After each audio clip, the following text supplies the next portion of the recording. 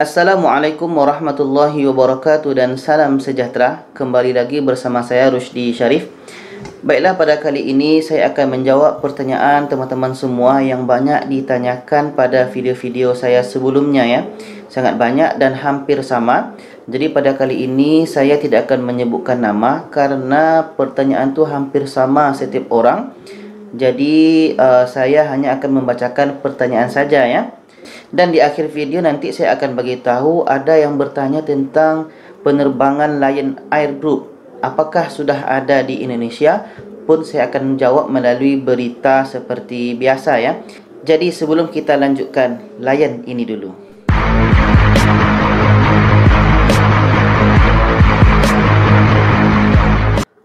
Jadi bagi kita yang ada di luar negeri ni, warga negara Indonesia yang ada di luar negeri, baik yang ada di Malaysia atau di negara-negara lain, itu kita pasti ingin pulang ya, karena sebentar lagi kita sudah mau masuk Idul Fitri dan sekarang pun Ramadan telah berjalan 1 minggu ya. Jadi di hati kita siapa yang tidak mau pulang kampung. Jadi untuk itu saya akan bacakan pertanyaan-pertanyaan yang ditanyakan oleh teman-teman semua di video-video saya sebelumnya. Yang pertama ini tentang penerbangan. Bagaimana bang kalau kita mau pulang kampung? Bagaimana caranya? Bagi yang ingin mengadakan perjalanan itu bisa terbang dengan Garuda atau Malaysia Airlines atau MAS ya. Jadi nanti dari KL ke Jakarta itu kita bisa terbang dengan salah satu maskapai penerbangan tersebut.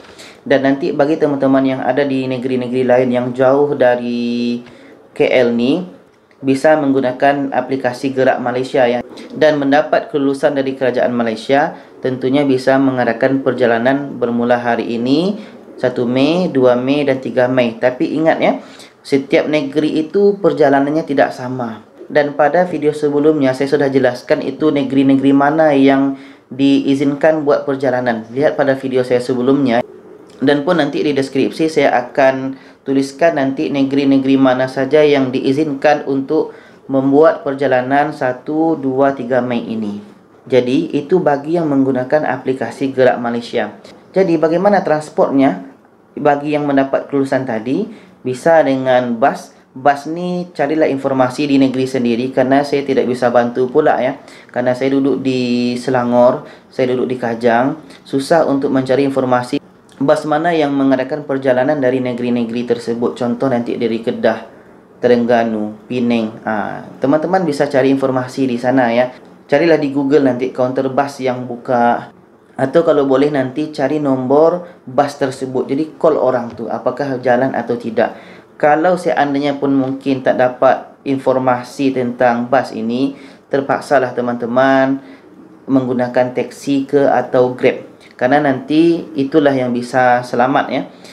Tapi bagi teman-teman yang susah mendapatkan bas ini, mendapatkan transport ini, terpaksa kalau betul-betul ingin pulang juga, terpaksalah menggunakan flight atau pesawat ya. Pesawat dari negeri teman-teman tersebut ke KLIA. Pada video sebelumnya saya sudah menjelaskan ada Malindo sudah berjalan dari Sabah Sarawak ke KLIA. Yang terbaru ni pun AirAsia pun sudah jalan dari Sabah Sarawak, juga dari Penang sudah jalan. Okey, jadi teman-teman bisa menggunakan transportasi tadi ya untuk menuju ke KLIA, dan KLIA nanti bisa terbang ke Jakarta. Dan seterusnya ini ada pertanyaan. Jadi bang, kalau kita sudah sampai di Indonesia, di Jakarta lah contohnya, bagaimana transport kita ke kampung kita sendiri? Ada teman yang balik beberapa hari lalu dari KL ke Jakarta, katanya dia sampai ke kampung aman-aman saja, tak ada halangan, dan dia dijemput oleh keluarganya. Jadi kalau kayak gitu bagus juga.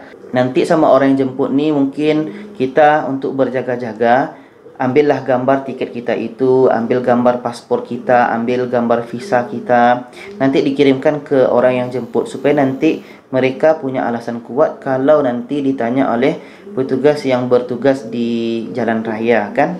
Dan seandainya Damri berjalan, teman-teman pun bisa menggunakan Damri untuk berjalan ya. Dan pertanyaan selanjutnya ini berkenaan dengan 6 klaster. Ada pada video sebelumnya saya menjelaskan bahawa ada pemulangan TKI ya, tapi itu belum termasuk klasternya itu negara Malaysia ya. Jadi teman-teman yang ada di Malaysia ini yang kita ada di Malaysia ini mohon bersabar dulu. Mudah-mudahan kalau seandainya ada pemulangan TKI yang ada di Malaysia itu mudah-mudahan cepat terlaksana ya. Kita berharap dan kita banyak-banyak berdoa saja.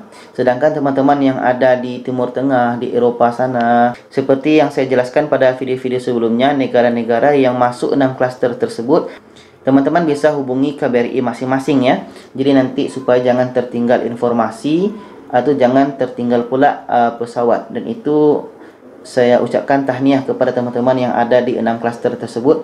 Karena sebagai informasi teman-teman yang ada di Malaysia ini, kenapa saya bagi video itu? Karena penonton untuk di channel saya ini bukan hanya teman-teman yang ada di Indonesia, bukan saja teman-teman yang ada di Malaysia, Singapura, tapi ada juga yang respon dari Timur Tengah, ada juga yang respon dari teman-teman yang tinggal di Eropah, Amerika pun ada respon. Bahkan dari berbagai negara saya lihat ya teman-teman kita yang dari Indonesia banyak yang respon di video saya ini. Makanya saya jelaskan 6 klaster tersebut supaya nanti teman-teman yang ada di negara sana mereka bisa dapatkan informasi dan mereka bisa segera menghubungi KBRI. Dan yang kita yang ada di Malaysia ini mudah-mudahan jadwal kita itu segera datang ya. Dan ini juga informasi dari KBRI Malaysia bahwa info pemulangan TKI itu untuk yang ada di Malaysia belum dapat arahan.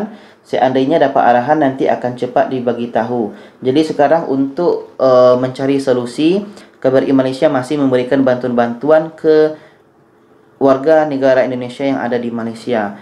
Mana-mana teman yang sudah dapat, alhamdulillah. Jadi mana-mana teman-teman yang belum dapat itu kita berdoa saja supaya bantuannya cepat sampai ya.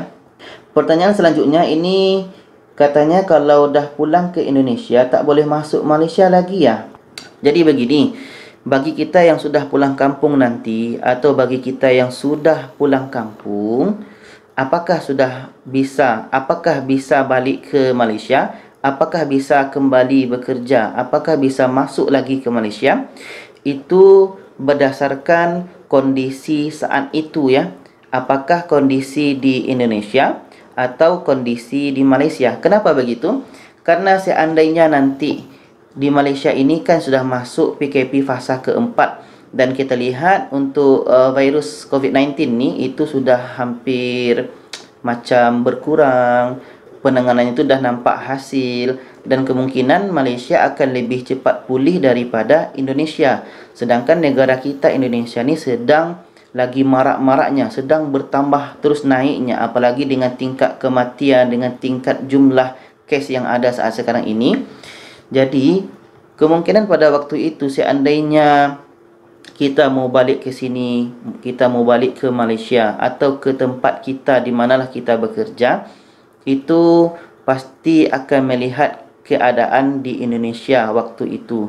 Seandainya di Malaysia dah baik, dah keadaannya dah okey, sementara di Indonesia mungkin belum baik, coronanya pun masih banyak, kemungkinan kita yang dari Indonesia ni dilarang masuk ke Malaysia kan, sebab negara Malaysia ingin memutuskan rantaian COVID-19 itu. Jangan nanti negara Malaysia yang sudah mulai bersih dari corona tapi diterima warga negara lain masuk ke Malaysia, itu sangat riskan. Takutnya nanti ada yang membawa virus masuk ke Malaysia dan akhirnya Malaysia terjangkiti lagi. Jadi begitulah kira-kira ya, melihat kondisi saat itu apakah sudah bagus keadaannya atau belum. Mudah-mudahan nanti di negara kita Indonesia pun cepat pulih ya. Jadi pun kita bisa cepat lagi masuk ke Malaysia atau bisa cepat kembali ke tempat kita bekerja masing-masing ya.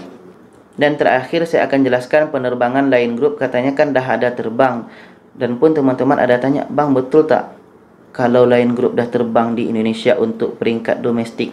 Jadi bagaimana informasinya kita akan terus baca di beritanya ya. Jadi ini kita masuk ke media online. Di sini saya ambil dari tribunbali.com dengan judul Lion Air dan Garuda bakal layani penerbangan domestik khusus di zona merah mulai awal Mei. Ini Rabu kemarin ya, 29 April pukul 10 malam. Jadi kita baca yang di bawahnya. Maskapai penerbangan lokal bakal kembali mengudara di bandara-bandara yang masuk zona merah atau masih dalam tahap penerapan pembatasan sosial berskala besar PSBB misalnya saja Bandara Soekarno-Hatta, Cengkareng. Hal ini terkait adanya perizinan khusus penerbangan dari Kementerian Perhubungan selama penerapan PSBB.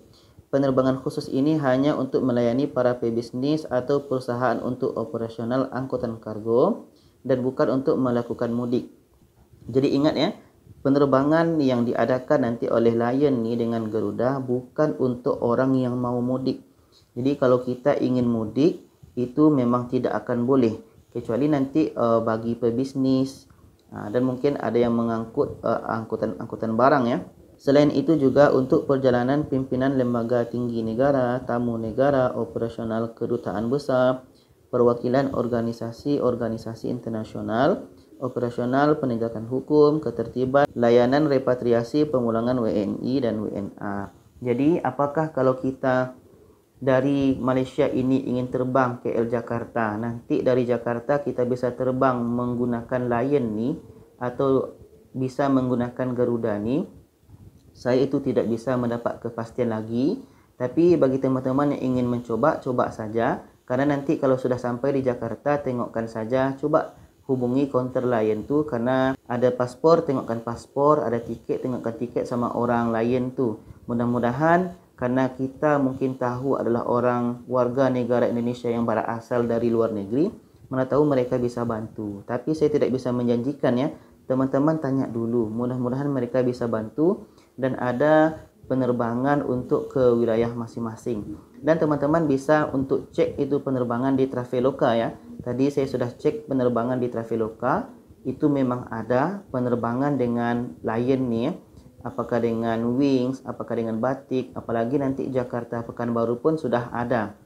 Penerbangan tersebut memang dimungkinkan beroperasi untuk melayani penerbangan domestik berjadwal mulai sesuai peraturan Menteri Perhubungan nomor 25 tahun 2020 tentang pengendalian transportasi selama masa angkutan Idul Fitri periode 1441 Hijriah dalam rangka pencegahan penyebaran COVID-19. Misalnya saja Lion Air Group, mulai dari maskapai Lion Air, Wings Air dan Batik Air berencana melayani penerbangan perizinan khusus itu mulai 3 Mei 2020. Rencana operasional akan melayani rute-rute penerbangan dalam negeri termasuk kota atau destinasi berstatus PSBB dan wilayah dengan transmisi lokal atau daerah terjangkit zona merah. Dan di bawah ini yang paling penting ya. Sedangkan bagi penumpang yang dapat terbang di penerbangan khusus tersebut juga wajib memenuhi sejumlah persyaratan. Ini adalah persyaratan yang mesti dibuat oleh bagi yang ingin terbang bagi penerbangan domestik ya. Tapi ingat tadi, ini bukan bagi yang mudik. Kalau alasan mudik tidak diterima. Apa syaratnya? Seperti surat keterangan sehat dan bebas atau negatif COVID-19 maksimum 7 hari setelah hasil uji keluar, melampirkan surat keterangan perjalanan yang menjelaskan maksud menggunakan pesawat dan bukan untuk mudik, bagi pedagang atau pebisnis logistik yang tidak punya badan, dengan membawa surat pernyataan untuk berdagang serta mengikuti ketentuan lainnya yakni memakai masker, mencuci tangan dan membawa hand sanitizer dan lainnya. Adapun Garuda Indonesia juga tengah merencanakan penerbangan khusus tersebut. Jadi di sini sudah jelas ya bahwa penerbangan domestik bagi kita yang ada di Malaysia itu tidak boleh. Hanya boleh bagi yang pebisnis atau mungkin pedagang. Dan bagi kita yang datang dari luar negeri ini, kalau sampai di Jakarta, cari terus konter Lion atau konter Garuda, apakah bisa terbang atau tidak. Mudah-mudahan nanti ada solusi, mudah-mudahan nanti ada yang bantu ketika kita sudah sampai di Jakarta nanti. Jadi itu saja dulu info untuk hari ini, mudah-mudahan teman-teman faham semua. Dan jangan lupa share video ini kepada yang lainnya supaya lebih ramai yang tahu ya. Terima kasih. Wassalamualaikum warahmatullahi wabarakatuh.